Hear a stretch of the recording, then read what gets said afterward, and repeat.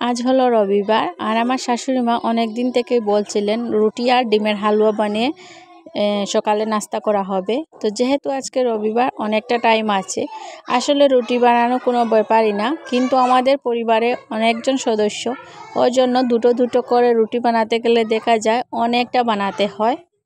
ওই কারণে সব সময় রুটিটা আর বানানো হয়ে ওঠে না। তো এরকম ফ্রি টাইমে করে বানাতে হয়, যেমন রবিবার।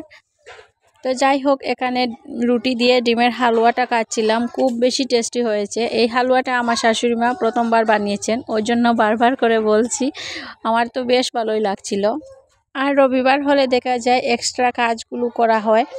তো আজকে অন্য কিছু ভিডিও করতে পারিনি, তবে খাওয়া দাওয়ার পর মামুনি সব বাসনগুলো ছাই আর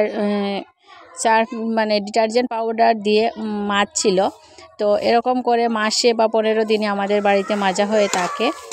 সকালে নাস্তা করার পর লাগলাম রান্না বান্নাতে, দুপুরে রান্না বান্না। তো স্পেশাল রান্না, মাংস রান্না করছি এখানে কুমড়া দিয়ে।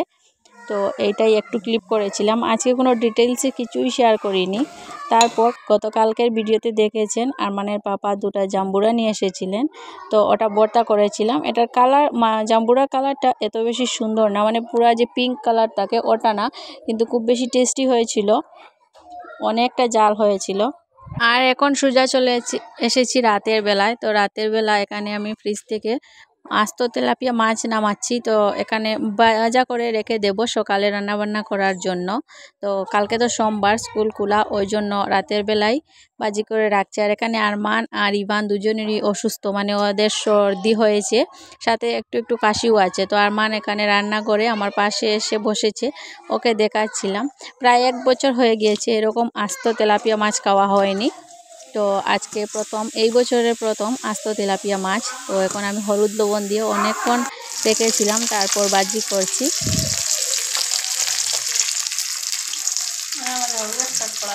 হঠাৎ করে বৃষ্টি হওয়াতে আমার 2 ছেলেই অসুস্থ হয়ে গিয়েছে, ওদেরও মনটা বেশ ভালো না। আর বাচ্চারা অসুস্থ হলে দেখা যায় অনেক বেশি জ্বালা যন্ত্রণা করে।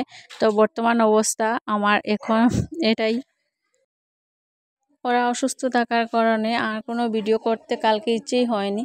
তো চলে এলাম আজকে সকালে, সোমবার সকালে। তো রাতে যে মাছগুলো ভেজে রেখেছিলাম ওগুলো রান্না করব। তো এখানে আমি গ্রেটার দিয়ে পেঁয়াজগুলো গ্রেট করে নিচ্ছিলাম। আর এই তো রাতের বেলায় মাছটা ভেজে রেখে দিয়েছিলাম, এইগুলো আমি রান্না করব। আর রান্না করব বাঁশের কুড়োল, যেগুলো গতকালকে উঠিয়ে রাখা হয়েছিল। তো ওইগুলো আর দুইটা পদ রান্না করব, আর ভাত আর বিরনের পিঠা।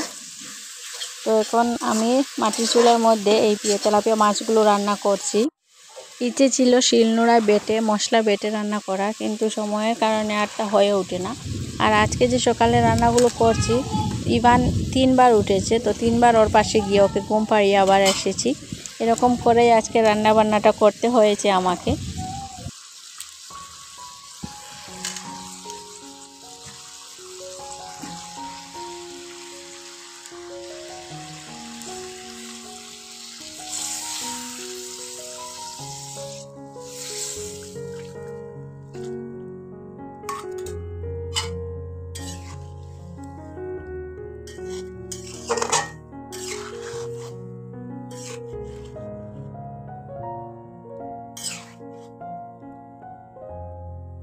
সকাল 6:45টার সময় রান্না করে এসেছি, এসেই আমি চাটা বসিয়ে দিয়েছিলাম, কিন্তু এখন বাজে সকাল 7টার মতো, কিন্তু আমি এখনও চাটা খেতে পারিনি। চা কি, একটা গ্লাস জলও খেতে পারিনি। তো যাই হোক, এখানে আমি ফ্রিজ থেকে দুধ বের করে নিয়েছি। তো দুধ গরম করে এবার ফাইনালি চাটা খেতে হবে। ঘুম থেকে উঠেই আসলে চা না খেলে মাথাতে ঘুমের একটা ভাব থেকে যায়, ওটা সরে না। চাটা খেলে কিন্তু দেখা যায় মনটা, মাথাটা, শরীরটা একদম ফ্রেশ হয়ে যায়। তো যাই হোক, এখানে আমার বাসুরের ছেলে ঘুম থেকে উঠেই দৌড়ে দৌড়ে মসজিদে চলে যান। তো এখন বাজে 6:30টার মতো, এটা আগে ক্লিপ করেছিলাম। তো উনি ঘুম থেকে উঠে এক দৌড় দিয়ে দেখেছেন যে মসজিদে পড়ানো হচ্ছে কি না।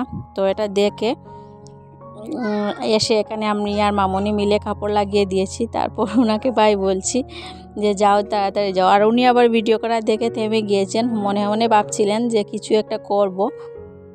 আর এই ছেলেকে কি দেখে কেউ বলতে পারবে, এই ছেলে কথা বলতে পারেন না, কানেও শুনতে পান না। আসলে আল্লাহর কি নির্মম পরিহাস। উনি চাইলেই সব কিছু নষ্ট করে তছনছ করে দিতে পারেন, আবার চাইলে সব কিছু সুন্দর করেও দিতে পারেন।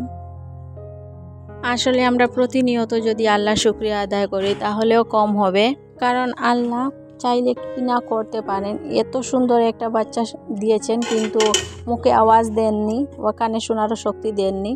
তো আল্লাহ চাইলে আমাদের সাথেও এটা করতে পারতেন।